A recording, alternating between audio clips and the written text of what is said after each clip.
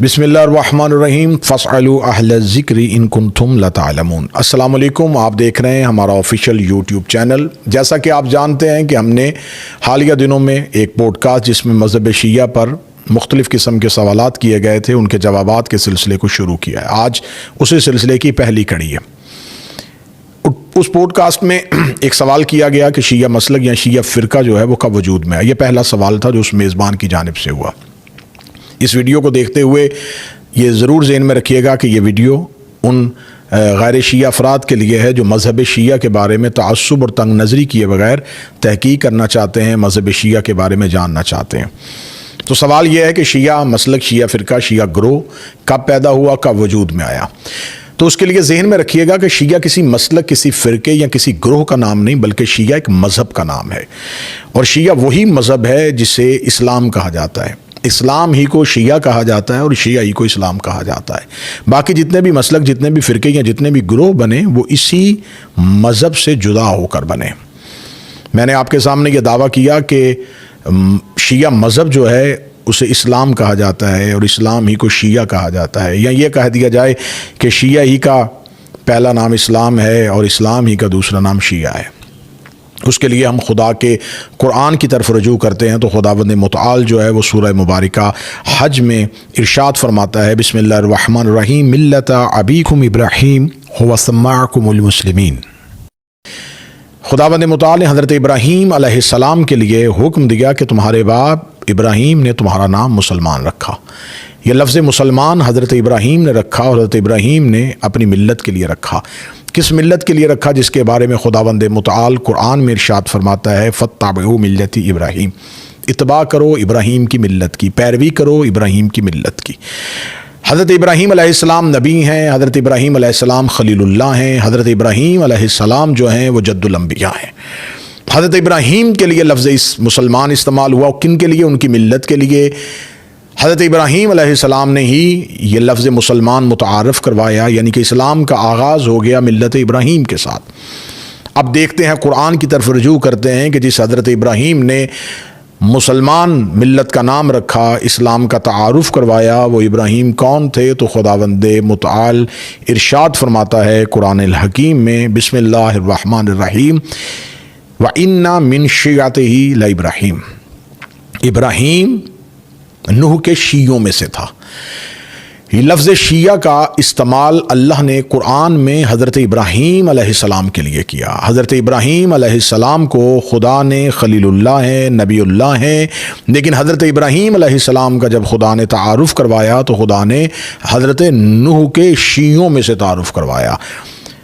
اب یہ لفظ شیعہ جو ابھی میں مذہب شیعہ کی بات نہیں کر رہا، لفظ شیعہ کا وجود حضرت ابراہیم کے دور میں ثابت ہو گیا اور خدا کے قرآن سے ثابت ہو گیا۔ حضرت نوح علیہ السلام اللہ کے نبی ہیں، حضرت ابراہیم علیہ السلام ان کے شیعوں میں سے تھے۔ حضرت نوح علیہ السلام جن کا نام نوحہ پڑھنے کی وجہ سے ہوا، گریہ کرنے کی وجہ سے ہوا، وہ قوم کے مظالم پر نوحہ پڑھتے تھے، تو حضرت نوح کا نام ہی خدا نے نوح کے ساتھ مشہور کر دیا، جبکہ ان کا نام عبد الغفار ہے اور مختلف قسم کے نام کتابوں میں ملتے ہیں، لیکن تعارف جو ہوا وہ ان کا لقب جو نوحہ پڑھنے کی وجہ سے ہوا، یعنی کہ نوحہ پڑھنا جو ہے وہ نبیوں کی سنت ہے۔ حضرت ابراہیم حضرت نوح کے شیعوں میں سے تھے۔ یہ لفظ شیعہ جو ہے قرآن میں پہلی دفعہ حضرت ابراہیم علیہ السلام کے لیے استعمال ہوا، اور وہ حضرت ابراہیم علیہ السلام جن کی اسوہ پر، جن کی سنت پر عمل کرتے ہوئے آج ہم حج بجا لاتے ہیں، وہی حضرت ابراہیم جو جنہوں نے بت شکن تھے، جنہوں نے بتوں کو توڑا تھا، وہی ابراہیم علیہ السلام جنہوں نے برملا اپنی قوم کے سامنے کہہ دیا تھا کہ میں تمہارے بتوں کی عبادت نہیں کر سکتا، میں ان سے برات کرتا ہوں۔ اس کے بارے میں بھی خداوند متعال قرآن میں ارشاد فرماتا ہے، اننی براء مما تعبدون، کہ جن کی تم عبادت کرتے ہو میں ان سے برات کرتا ہوں، میں ان سے نفرت کا اظہار کرتا ہوں، میں ان سے بیزاری کرتا ہوں۔ حضرت ابراہیم علیہ السلام نوح کے شیعوں میں سے تھے اور وہ برات کرتے تھے، وہ تبرہ کرتے تھے جھوٹے خداؤں پر۔ حضرت ابراہیم نوح کے شیعوں میں سے تھے۔ حضرت ابراہیم علیہ السلام کو آگ میں پھینکا گیا اور خدا نے آگ کو ان پر ٹھنڈا کر دیا۔ حضرت ابراہیم علیہ السلام نوح کے شیعوں میں سے تھے۔ حضرت ابراہیم علیہ السلام نے اللہ کی محبت میں بیٹے کی قربانی سے دریغ نہیں کیا۔ یہ شیعہ کا کردار ہے کہ شیعہ جو ہے وہ جس سے محبت کرے اس کے لیے قربانی سے دریغ نہیں کرتا۔ یہ شیعہ کا کردار ہے کہ شیعہ پہ اللہ آگ کا اثر نہیں ہونے دیتا۔ شیعہ کے لیے ایک شیعہ کا کردار ہے کہ جو شیعہ ہوتا ہے وہ دشمنوں سے برات کرتا ہے، بیزاری کرتا ہے اور تبرہ کرتا ہے۔ دوسری جگہ یہ لفظ شیعہ خدا نے قرآن میں حضرت موسیٰ علیہ السلام کے لیے استعمال کیا۔ حضرت موسیٰ علیہ السلام کے لیے استعمال کیا۔ جب حضرت موسیٰ علیہ السلام ایک شہر میں داخل ہوئے تو دو آدمیوں کو لڑتے ہوئے دیکھا۔ خدا نے قرآن میں اس واقعے کو لکھا اور ساتھ واضح طور پہ اس کی وضاحت کی کہ ھذا من شیعتہ و ھذا من عدوہ۔ ان میں سے ایک حضرت موسیٰ کا شیعہ تھا اور ایک حضرت موسیٰ کا عدو تھا، دشمن تھا۔ خدا نے ان کے نام کے ساتھ تعارف نہیں کروایا، خدا نے اجنبی کہہ کے تعارف نہیں کروایا۔ خدا نے قرآن میں وضاحت دے دی کہ ایک موسیٰ کا شیعہ تھا اور ایک موسیٰ کا دشمن تھا۔ پھر کیا ہوا کہ جب حضرت موسیٰ علیہ السلام وہاں پر پہنچے تو شیعہ نے مدد کے لیے موسیٰ کو پکارا۔ خدا قرآن میں کہتا ہے فاستغاثہ، استغاثہ کیا، بلایا مدد کے لیے فوری طور پہ۔ کس کو؟ حضرت موسیٰ علیہ السلام کو۔ حضرت موسیٰ نے فوراً مدد کی اور اپنے عدو کو، اپنے دشمن کو جو ان کے شیعہ سے لڑ رہا تھا، اسے مکہ رسید کیا۔ اب یہ شیعہ کا دوسرا کردار ہے کہ شیعہ حضرت موسیٰ کے دور میں خدا نے قرآن میں اس کی وضاحت کی کہ ایک موسیٰ کا شیعہ تھا اور شیعہ کا کردار یہ ہے کہ وہ مدد کے لیے حجت کو پکارتا ہے، اور یہ شیعہ کا کردار ہے کہ حجت اس کی مدد کے لیے آتی ہے، خدا کا نبی اس کی مدد کرتا ہے۔ یہ لفظ شیعہ دوسری مرتبہ استعمال ہوا حضرت موسیٰ کے دور میں۔ پہلی دفعہ یہ لفظ حضرت ابراہیم کے لیے استعمال ہوا، دوسری دفعہ یہ لفظ حضرت موسیٰ علیہ السلام کے لیے استعمال ہوا۔ اب یہاں پر سوال یہ ہے کہ دیکھیں ہم لفظ شیعہ کی بات نہیں کر رہے، لیکن میرے لیے ضروری تھا کہ میں لفظ شیعہ کی وضاحت کروں کہ لفظ شیعہ کب سے ہے اور لفظ شیعہ کا وجود کہاں پہ ہے۔ اب بات ہوگی مذہب شیعہ پر کہ مذہب شیعہ کا وجود جو ہے وہ کیسے ہوا۔ شیعہ مذہب کے وجود پہ بات کرنے کے لیے ہم اہل سنت کی کتابوں کی طرف رجوع کرتے ہیں تو علامہ جلال الدین سیوطی نے در منصور میں، اس کے علاوہ بہت سے محدثین اہل سنت نے اس حدیث کو نقل کیا۔ اگر آپ اس کی تفصیل دیکھنا چاہیں تو ارحج المطالب میں مولانا عبید اللہ نے ان تمام احادیث کو اکٹھا کیا ہے جو شان امیر المومنین میں رسول اللہ نے کہی ہیں۔ احادیث اکٹھی کی، ان میں شیعوں کی شان میں جو حدیث آئی ہیں، مولا علی کے شیعوں کی شان میں جو حدیث آئی ہیں، وہ بھی وہاں پر درج ہیں۔ پہلی حدیث کی طرف ہم رجوع کرتے ہیں، حضرت جابر بن عبداللہ انصاری سے ہے۔ وہ کہتے ہیں میں رسول اللہ کے پاس موجود تھا، یہ حضرت علی تشریف لائے تو رسول اللہ صلی اللہ علیہ وآلہ وسلم نے فرمایا کہ یا علی، قسم ہے مجھے اس خدا کی جس کے قبضہ قدرت میں میری جان ہے، یا علی انت و شیعتک هم الفائزون، اے علی تم اور تمہارے شیعہ جو ہیں وہ کامیاب ہیں۔ یہ لفظ شیعہ کا پہلی دفعہ استعمال قرآن میں ابراہیم کے لیے، پھر حضرت موسیٰ کے لیے، لیکن مولا علی کے شیعوں کے لیے یہ لفظ حدیث میں آ گیا اور اہل سنت کے مصادر سے، اہل سنت کی احادیث کی کتابوں سے یہ نقل ہوا کہ رسول اللہ صلی اللہ علیہ وسلم نے یہ لفظ شیعہ مولا امیر المومنین کے لیے استعمال کیا، یا علی تم اور تمہارے شیعہ جو ہیں وہ کامیاب ہیں۔ دوسری جگہ پر یہی حدیث جو ہے وہ ابن عباس سے نقل ہوئی ہے۔ حضرت ابن عباس نے اسی حدیث کو نقل کیا ہے اور وہ یہ کہتے ہیں کہ جب خدا نے قرآن میں یہ آیت بھیجی کہ ان الذین آمنوا وعملوا الصالحات اولئک هم خیر البریہ، تو ہم نے رسول اللہ سے پوچھا کہ یہ خیر البریہ، یہ کامیاب لوگ کون سے ہیں؟ تو رسالت مآب نے حضرت علی سے ارشاد فرمایا یا علی انت و شیعتک هم خیر البریہ، یا علی تم اور تمہارے شیعہ جو ہیں یہی کامیاب ہے، یہی خیر البریہ ہے۔ ایک اور جگہ پر اسی حدیث کو اس انداز میں نقل کیا کہ رسالت مآب صلی اللہ علیہ وآلہ وسلم نے کہا کہ یا علی تم اور تمہارے شیعہ حوض کوثر پر میرے پاس آؤ گے اور میں انہیں جنت میں داخل کروں گا۔ اتنی زیادہ احادیث ہیں جس میں رسول اللہ نے بار بار کہا یا علی تم اور تمہارے شیعہ، یا علی تم اور تمہارے شیعہ کامیاب ہوں گے، یا علی تم اور تمہارے شیعہ جو حوض کوثر میں میرے پاس آئیں گے، یا علی تم اور تمہارے شیعوں سے اللہ راضی ہو گیا۔ احادیث کی کثرت ہے جو اہل سنت کی کتابوں میں درج ہے جس میں رسول اللہ نے مولا علی اور مولا علی کے شیعوں کے لیے لفظ میں اے علی تم اور تمہارے شیعہ، تم اور تمہارے شیعہ، یعنی کہ یہ لفظ شیعہ اگر کسی کے ساتھ استعمال ہونا بھی تھا، اگر رسول اکیلا یہ کہتے یا علی شیعہ، تو پھر کہہ دیا جاتا یہ اس شیعہ کی بات نہیں کی جا رہی تھی، اس گروہ کی بات نہیں کی جا رہی تھی، یہ کسی اور شیعہ کی بات کی جا رہی تھی۔ تو رسالت مآب نے بار بار کہا اے علی تم اور تمہارے شیعہ، اے علی تم اور تمہارے شیعہ۔ اب یہ حدیث اہل سنت کی کتابوں میں درج ہیں، اور اس کی بہت سے اس کے حوالے جو ہیں وہ موجود ہیں۔ اگر آپ تاریخ دمشق کو اٹھا کے دیکھیں، آپ تفسیر در منصور کو اٹھا کے دیکھیں، آپ ابن عساکر کو پڑھ کے دیکھیں، آپ ارحج المطالب کو اٹھا کے دیکھیں، آپ اہل سنت کے تمام مصادر کو اگر دیکھیں گے تو یہ علی اور مولا علی کے شیعوں کے لیے جو حدیث رسول نے کہی وہ آپ کے سامنے آ جائیں گے۔ اب ایک اور اہم نقطے کی طرف میں آپ کی توجہ مبذول کروانا چاہوں گا۔ کتاب کا نام ہے الخصائص الکبریٰ، جلال الدین سیوطی کی ہے۔ دوسری کتاب ہے کنز الاعمال، تیسری کتاب ہے ابن عساکر کی تاریخ دمشق، اور چوتھی کتاب ہے مجمع الزوائد ہیثمی کی، اور ابن عبد البر کی الاستیعاب۔ ان کتابوں میں حضرت عائشہ سے ایک حدیث نقل کی گئی ہے۔ حضرت عائشہ یہ حدیث فرماتی ہیں، یہ تمام اہل سنت کتابوں کے حوالے آپ کے سامنے موجود ہیں، کہ وہ کہتی ہیں کہ میں نے رسول خدا صلی اللہ علیہ وآلہ وسلم سے یہ کہتے ہوئے سنا کہ 4 اشخاص ایسے ہیں کہ جن کی جنت مشتاق ہے۔ وہ جنت کے مشتاق نہیں، جنت ان کی مشتاق ہے، جنت اشتیاق رکھتی ہے، جنت یہ چاہتی ہے کہ وہ 4 لوگ مجھے ملے۔ اس میں حضرت عائشہ کہتی ہیں کہ وہ 4 لوگ کون ہیں؟ حضرت علی، عمار، سلمان اور ابو ذر۔ حضرت علی کے لیے تو ہم یہ یقیناً جنت ان کی مشتاق ہی نہیں، بلکہ وہ جنت کے ان کے بیٹے جنت کے سردار ہیں، ان کی محبت کا نام جنت ہے۔ لیکن یہاں پر 3 اصحاب امیر المومنین کا تذکرہ ہوا جو حضرت عائشہ نے کہا، حضرت عمار یاسر، حضرت ابو ذر غفاری اور حضرت سلمان فارسی۔ یہ 3 اصحاب کے بارے میں ان تمام کتابوں میں یہ درج ہے حدیث کہ حضرت عائشہ فرماتی ہیں کہ رسول اللہ سے میں نے خود سنا ہے کہ جنت ان 4 اشخاص کی مشتاق ہے۔ اس کے علاوہ ترمذی میں ابن ماجہ نے اور مستدرک حاکم نے اس حدیث کو کچھ اس عنوان کے ساتھ نقل کیا ہے کہ رسالت مآب صلی اللہ علیہ وآلہ وسلم نے فرمایا کہ مجھے 4 لوگوں کی، 4 اشخاص کی محبت کا اللہ نے مجھے حکم دیا ہے۔ کن کی؟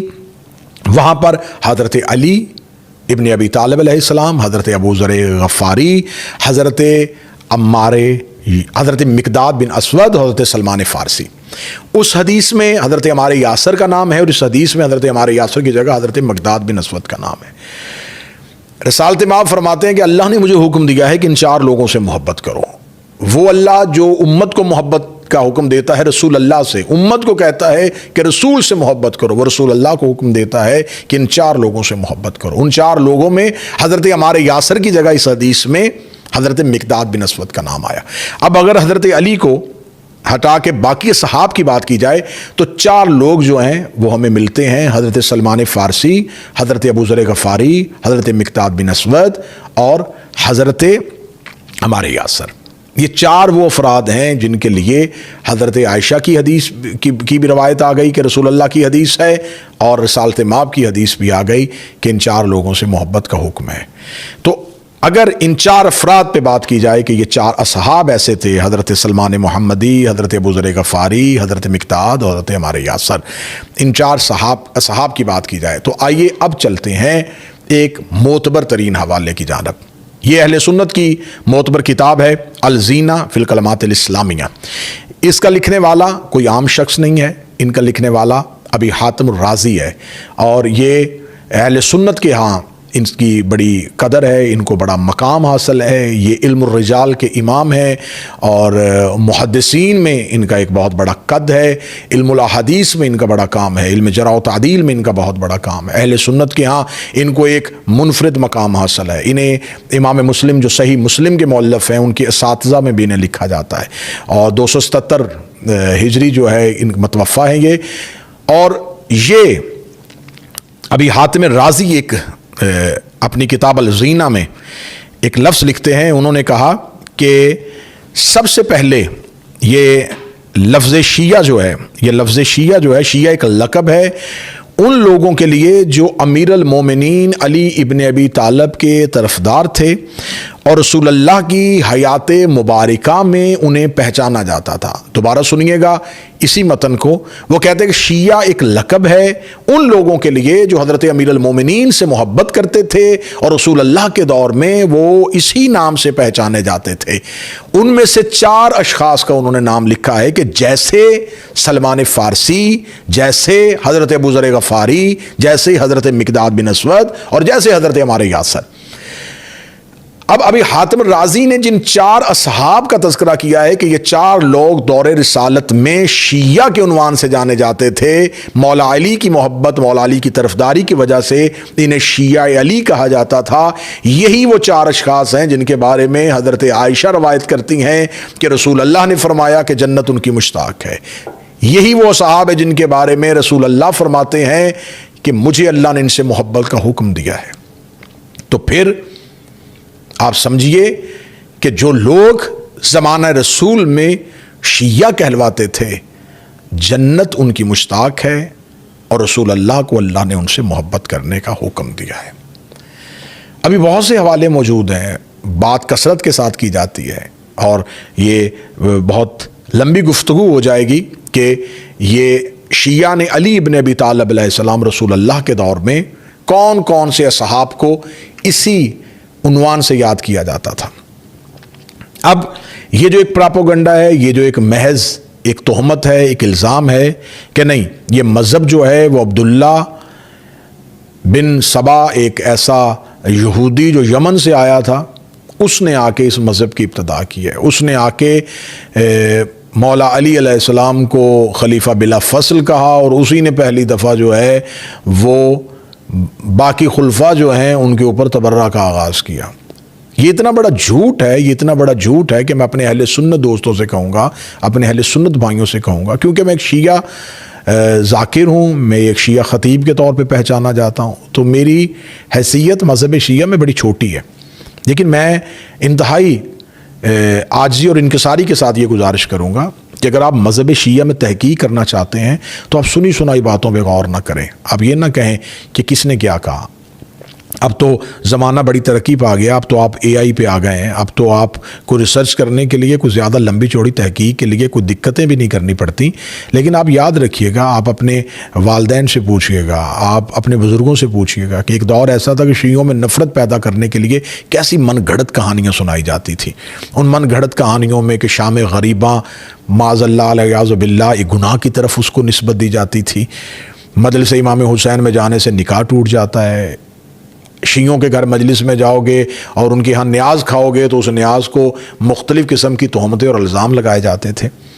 تو یہ تمام الزامات اس لمحے ان کو پروف کرنا مشکل تھا، اس لیے کہ اس دور میں ان کو ایسے ثابت نہیں کیا جا سکتا تھا، اس کی تحقیق نہیں ہو سکتی تھی کہ لوگوں کے پاس وسائل کی کمی تھی۔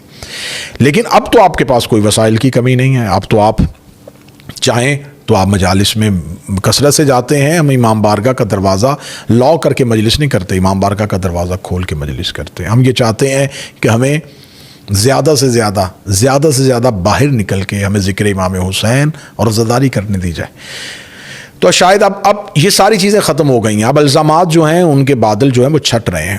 اب یہ جو الزامات رہ گئے ہیں جس کے لیے اب اہل سنت کو تحقیق کی ضرورت ہے، وہ یہ ہے کہ یہ کسی یہودی کا پیدا کردہ مذہب ہے۔ تو آپ سمجھیے کہ یہودی کا اگر یہ پیدا کردہ مذہب ہے تو میں آپ سے یہ سوال پوچھنا چاہتا ہوں کہ اگر ایک یہودی جو یمن سے آیا تھا اس نے آ کے اس مذہب کی ابتدا کی، تو اس نے اس مذہب کی جو ابتدا کی اس مذہب کی خاصیت کیا رکھی کہ حضرت علی کی خلافت اور امامت کے قائل ہو جاؤ اور حضرت علی کے خلاف جنگ کرنے والوں پہ، حضرت علی کے دشمنوں پہ سے برات کرو، نفرت کرو۔ یہ ایک یہودی نے کیوں کیا وجہ تھی؟ وہ یہ کیوں کرنا چاہتا تھا؟ کہتے نہیں وہ اسلام میں تفریق ڈالنا چاہتا تھا، وہ اسلام کو ختم کرنا چاہتا تھا۔ تو میں نے آپ کے سامنے کہا کہ یہ لفظ شیعہ قرآن سے حضرت ابراہیم کے دور میں ثابت ہے، رسول اللہ کے دور میں لفظ شیعہ مولا علی کے ماننے والوں کے لیے رسول اللہ نے اپنی حدیث میں کہا ہے۔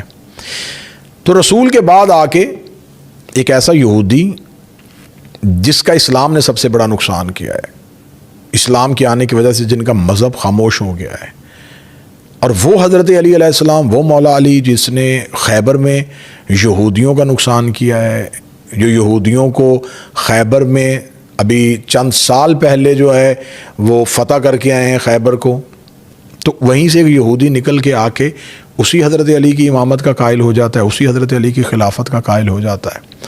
تو اس کے لیے میں گزارش کروں گا کہ اگر دو لوگ آپس میں لڑ رہے ہیں اور وہ یہ کہیں، ایک شخص کہے کہ چوری کا مال اس کے پاس ہے، دوسرا کہے کہ چوری کا مال اس کے پاس ہے، تو اس کا بہترین طریقہ یہ ہوتا ہے کہ دونوں کی جامعہ تلاشی لے لی جائے، جس سے مال برآمد ہوگا وہی چور ہوگا۔ تو آئیے، ہماری لائبریریاں، ہمارے امام بارگاہ، ہماری کتابیں، ہماری مسجدیں اور ہمارے اسکالر آپ کے سامنے موجود ہیں۔ آپ مذہب شیعہ کی احادیث کی کتابوں میں سے کوئی ایک حدیث، کوئی ایک روایت ایسی بتائیں جو ہم نے اس یہودی سے لی ہو۔ اگر وہ یہودی ہمارے مذہب کا بانی ہے تو یقیناً پھر ہماری مذہب کے فقہ کے اصول اسی یہودی نے ترتیب دیے ہوں گے۔ تو آپ دیکھیں ہمارے مذہب کی احادیث کی کتابوں میں سے کتنی احادیث ہیں جو یہودیوں سے لی گئی ہیں۔ ہم اپنی تلاشی دینے کے لیے تیار ہیں۔ آپ ہماری کتب اربع کا مطالعہ کریں، آپ ہماری احادیث کی کتابوں کا مطالعہ کریں، آپ ہمارے عقائد اور نظریات کو ٹٹول کے دیکھیں۔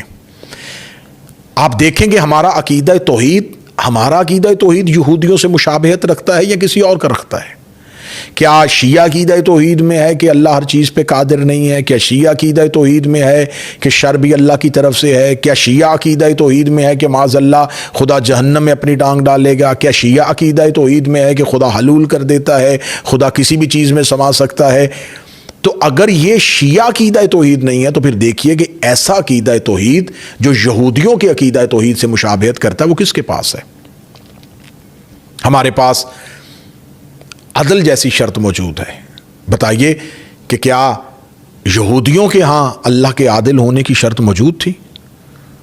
تو کس کے پاس یہودیوں سے ملتا جلتا دین ہے؟ رسالت کے بارے میں، رسالت مآب صلی اللہ علیہ وآلہ وسلم کے بارے میں شیعہ عقیدہ رسالت دیکھ لیجئے گا کہ کیا شیعہ عقیدہ رسالت میں ہم رسول اللہ کے شق و صدر کے قائل ہیں، سینے کے آپریشن کے قائل ہیں؟ کیا ہمارے شیعہ عقیدہ توحید میں معاذ اللہ رسول اللہ کو کی زبان سے بتوں کی تعریف جاری ہونے کے ہم قائل ہیں؟ کیا ہم شیعہ عقیدہ توحید میں عقیدہ رسالت میں رسول اللہ پہ جادو کے اثر کے قائل ہیں؟ کیا ہم شیعہ عقیدہ رسالت میں رسول اللہ کے علم غیب کا انکار کرتے ہیں؟ کیا شیعہ عقیدہ رسالت میں رسول اللہ کو معاذ اللہ زندگی کے لمحات میں عصمت سے خارج سمجھا جاتا ہے؟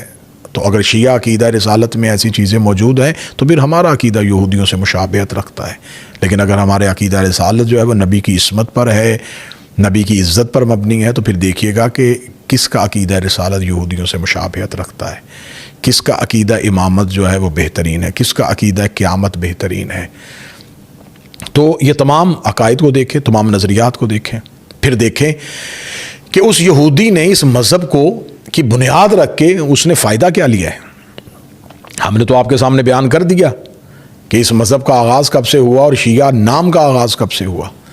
تو سوال کرنے کے لیے زبان ہم بھی رکھتے ہیں، حضور آپ ہمیں بھی بتائیے، آپ ہمیں بھی سوالوں کے جوابات دیجیے، آپ ہمیں بتائیں کہ کعب الاحبار کون تھا، آپ ہمیں بتائیں کہ وہ جو یمن سے یہودی آیا تھا جس سے آپ نے بہت سے زیادہ احادیث لی ہیں، وہ رسول اللہ کی زندگی میں مسلمان نہیں ہوا، وہ صحابی نہیں ہے، وہ رسول اللہ کے بعد مدینے پہنچتا ہے، کس شخصیت سے ملتا ہے، پھر اسے ایک اعلیٰ عہدے پہ کیوں بٹھایا جاتا ہے، اسے مسلمانوں کا مدرس کیوں بنا دیا جاتا ہے، وہ مسلمانوں کو درس و تدریس کیوں کرتا ہے، جس نے رسول اللہ کا دور نہیں دیکھا، جس نے رسول اللہ صلی اللہ علیہ وآلہ وسلم سے کوئی حدیث نہیں سنی، اور وہ مسلمانوں کو احادیث کا علم سکھا رہا ہے، وہ مسلمانوں کو دین سکھا رہا ہے، وہ مسلمانوں کو فقہ سکھا رہا ہے، اسے کیوں بلایا گیا، کس دور میں آیا تھا، اسے چیف جسٹس کس نے بنایا تھا؟